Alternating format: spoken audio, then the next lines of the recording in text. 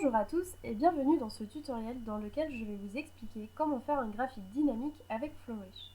Vous ne connaissez peut-être pas Flourish, mais c'est un site très intéressant pour créer des graphiques de façon originale. Aujourd'hui, je vais vous présenter un graphique dynamique, comme celui qui s'affiche, c'est-à-dire avec une évolution des données au fil du temps. Mais il existe bien d'autres modèles que nous survolerons avant de créer le nôtre. Tout d'abord, nous allons rechercher les données que nous allons exploiter. Dans notre exemple, ce sont des données publiques accessibles à tous sur le site data.gouv.fr. Mais on peut utiliser ses propres données pour diverses utilisations. Par exemple, on peut comparer l'évolution de son chiffre d'affaires par rapport à son concurrent, ou bien encore suivre l'évolution des différents postes de dépenses au fil du temps. Donc sur le site de data.gouv.fr, nous avons des données accessibles sur différentes thématiques, et nous, on va s'intéresser au domaine de la santé. On peut voir ici les dernières réutilisations de données qui sont également accessibles et réalisées par d'autres personnes. Et pour notre cas, nous allons prendre les données relatives à l'épidémie de Covid-19. Il y a 4 fichiers différents, dont un fichier avec des données cumulées par région qui va nous intéresser plus particulièrement dans notre exemple. Donc on va le télécharger. Et en dessous, on a ce qui s'appelle de la documentation. Là, ça se présente sous forme de fichier Excel. Et ce sont des dictionnaires de variables, donc comme ça on sait à quoi correspondent les variables du fichier Excel. Nous avons maintenant notre fichier Excel avec différentes colonnes. La première qui représente les régions, donc on a des numéros, on verra dans un second temps à quoi ces numéros correspondent. On a aussi la classe d'âge, donc la première ligne de la classe d'âge c'est 0 qui correspond à l'ensemble des classes d'âge. Puis 9 qui correspond de 0 à 9 ans, puis 19 de 10 à 19 ans, etc. Ensuite, on a la colonne jour, puis les colonnes avec nos indicateurs, donc le nombre d'hospitalisations, le nombre d'admissions en réanimation, le nombre de retours à domicile et le nombre de décès, et là c'est en nombre cumulé. Nous avons donc notre tableau, et il faut maintenant trier les données pour que ça soit exploitable par la suite. On va s'aider d'un tableau croisé dynamique. Pour cela, nous allons sélectionner l'ensemble de notre tableau avec les touches CTRL et A. Donc, ensuite, on va dans Insertion et on clique sur Tableau croisé dynamique. Et on peut maintenant passer à la création de notre tableau. Donc, pour créer un tableau dynamique, ce qui est important, c'est de le visualiser, de se l'imaginer. Donc, nous ici, ce qu'on souhaite faire apparaître, c'est le nombre de décès par région et par jour. Donc la première étape, c'est de placer les jours en colonne. Ce sera plus simple par la suite, on le verra. Et il nous reste ensuite à placer les régions en ligne. Donc maintenant, on voit bien les régions en ligne avec les différents numéros, ainsi que les jours en colonne. Maintenant, pour que les valeurs s'affectent à chaque région et chaque date, il faut placer notre variable décès dans valeurs. Notre tableau est presque prêt, mais attention.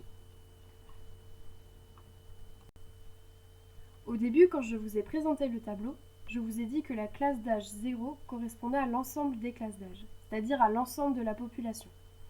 Or, si on prend en compte la classe d'âge 0 et les classes d'âge, on va avoir des doublons. Je vais prendre un exemple pour être plus clair. Si on prend la région numéro 11, on voit que l'ensemble des décès est totalisé dans la classe d'âge 0. Ce jour-là, il y a eu 36 décès, dont 4 dans la classe d'âge de 40 à 49 ans. Nous allons donc ajouter un filtre à notre tableau pour ensuite sélectionner uniquement la classe 0 dans notre tableau.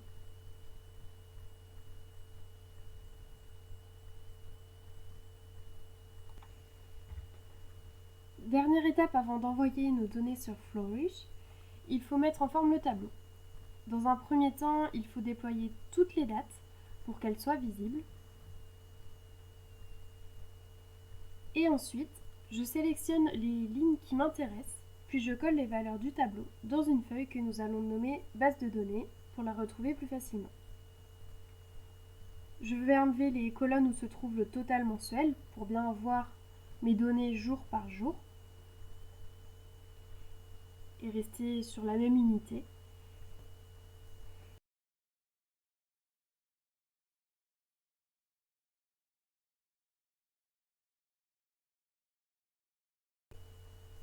Et enfin, il me reste à remplacer le code des régions par leur nom. Donc j'ai importé au préalable la liste des régions avec leur code, classé du plus petit au plus grand. Donc je n'ai plus qu'à reprendre cette liste et la coller sur les chiffres de mon tableau. Donc voilà, notre tableau est prêt. Nous arrivons donc à la dernière étape pour donner vie à nos données. Pour cela, nous allons nous rendre sur le site Flourish. On peut accéder au site de façon gratuite, mais il faut bien avoir en tête que le projet que nous allons créer va être public, tout comme les données. C'est-à-dire que n'importe qui peut y avoir accès. Pour rendre les données privées, il faudra alors opter pour la version payante. Une fois connectés, nous pouvons créer notre graphique. Comme vous pouvez le voir, il y a une multitude de graphiques disponibles. Des diagrammes, des cartes, des nuages de points. Je vous laisse un petit peu regarder ce qui se fait.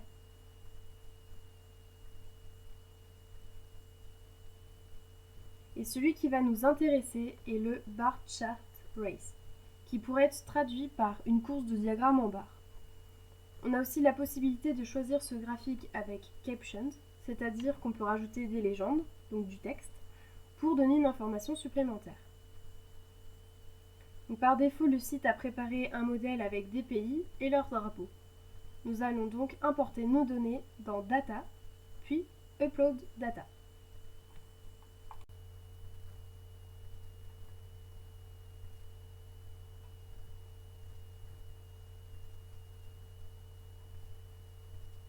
Donc le site nous rappelle que les données sont publiées et que 19 lignes ont été trouvées. Donc on retrouve bien nos régions.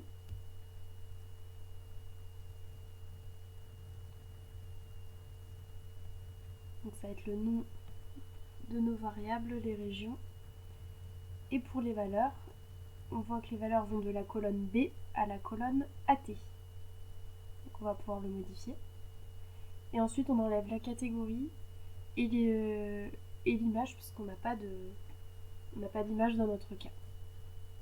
Donc là on a sélectionné les colonnes qui correspondent et notre graphique commence à se dessiner, mais il y a encore quelques modifications à apporter. Par exemple, notre graphique est disposé de façon horizontale, mais on peut aussi le mettre en vertical. Dans notre cas, c'est pas très intéressant. On peut également choisir le nombre de barres qui vont être représentées. Donc nous, on a 18 régions. On aimerait toutes les faire apparaître. On peut choisir aussi l'espacement entre les barres. Si on n'en veut pas, on met 0. Sinon, on essaie de jauger ce qui nous plaît. Donc là, ce qui va se passer, c'est que les barres vont bouger en fonction du nombre. Il va y avoir un espèce de classement. Sinon, on peut enlever le classement. Et les régions vont rester dans l'ordre dans lequel on les a configurées. Par défaut, le plus grand va être en premier, mais on peut changer ce mode-là. Donc voilà ce qu'on retrouve dans l'onglet barre, mais il y a bien d'autres onglets, bien d'autres modifications qu'on peut apporter, notamment sur la couleur. Donc tout à l'heure on parlait de catégorie, nous on n'a pas fait de catégorie dans cet exemple-là, mais on peut en faire, et ainsi appliquer une couleur différente par catégorie. On peut faire des couleurs différentes par barre. Il y a des palettes qui existent, mais on peut l'éditer nous-mêmes aussi. Ou sinon, si on veut que chaque barre, que toutes les barres aient la même couleur, on peut la sélectionner ici.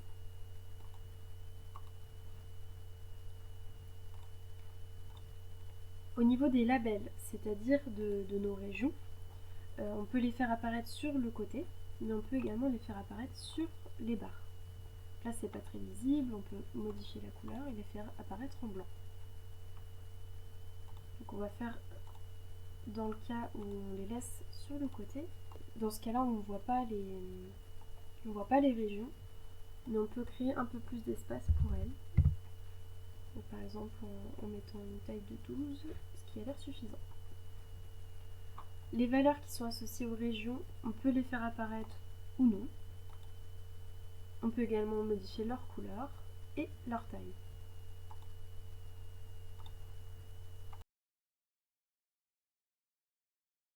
On a également l'onglet Time Counter et Totalizer.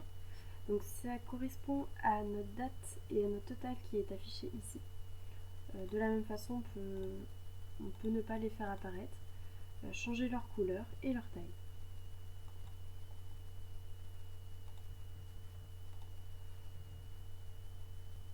On a également l'onglet Axis qui peut nous intéresser.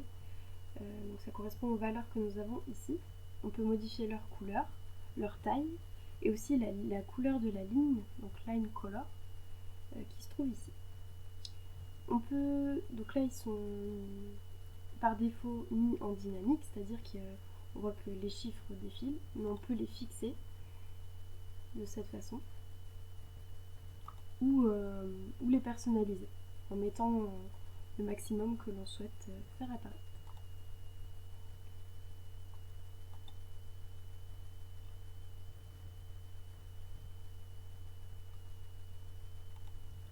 Et ce qui est intéressant aussi, c'est d'ajouter toujours un titre à son graphique et pourquoi pas un sous-titre.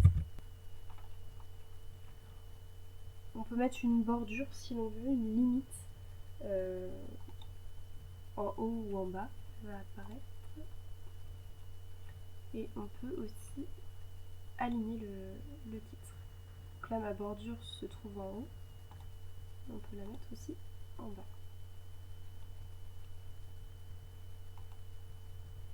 Enfin, je vais ajouter ma source. Je peux ajouter également l'URL, donc le lien, pour que ma source soit cliquable.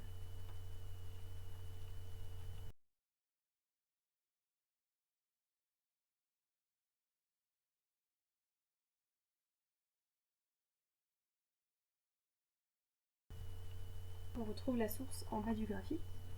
Donc maintenant que notre graphique est terminé, on peut visualiser comment le graphique va être vu sur ordinateur, sur tablette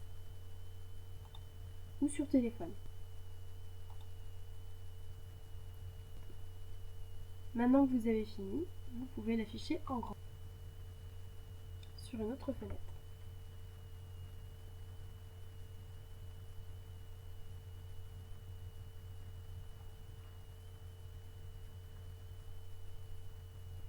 Vous pouvez mettre le graphique sur pause ou même avancer.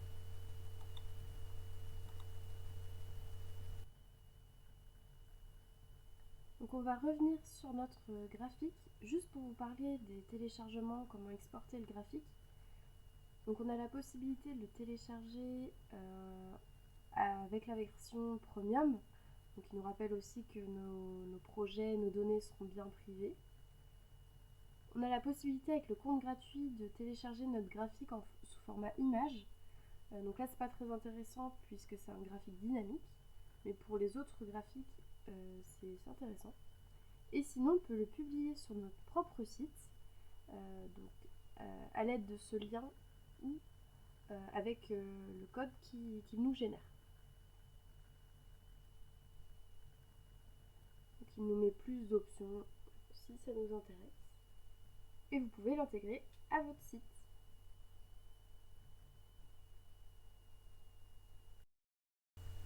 Voilà, ce tutoriel est terminé. J'espère que cette vidéo vous aura plu et surtout aidé. N'hésitez pas à vous abonner pour voir d'autres vidéos.